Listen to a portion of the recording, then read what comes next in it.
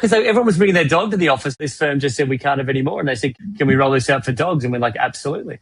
And then linked into that, you can link your performance management. So we can say, well, Cam's in the office 2 days a week and he's a high performer, and Chris is at home 5 days a week and he's a low performer, because that all matches. So we haven't got the disc to say, we don't, I guess, drive that for the clients. They could put that in if they want to, like how they set their performance module up, but you can link performance and personality types to attendance in office, particularly the performance side.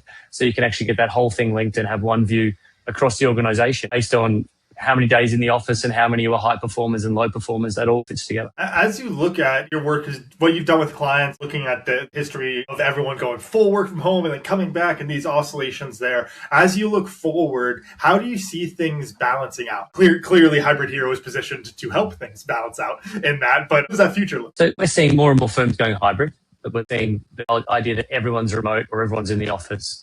But those numbers of firms are shrinking.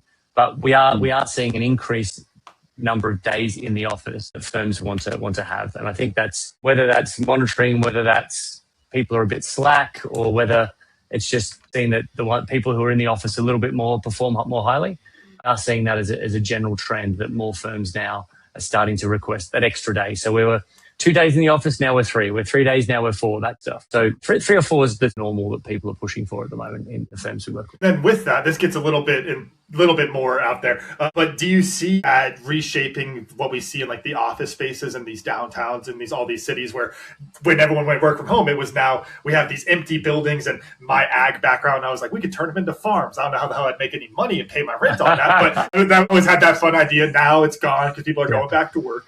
But it's like, are we going to see those turn into more hybrid type buildings? Or I guess reusing the word hybrid there, I'm thinking of, what was the company that did their IPO and they were lying about their numbers? They did the joint workspace. Is everything going to go like, we have 5 companies that share this one office, like a WeWork style thing, and it's just a rotating group of people that's in there each day? Or what are your thoughts on that? Well, I think we're going to find that if we look at it slightly differently, because the WeWork model, I think, is a little bit different why they actually went bust, because I actually think that business model is fundamentally flawed. And the reason being is you're renting real estate long term, but you're only committing to tenants short term. So you're carrying a long-term tail risk, and unless your margins are astronomical, then you can't ever actually make any money. But that's a bit of a segue. Just to add on that, and the entrepreneurs and the small business folks who need to go work there, they don't have the money to pay to get you those margins that you need. No, exactly. You want to pay just for one desk, and you have all this empty space. And the occupancy rates are huge on those buildings either, in all those businesses.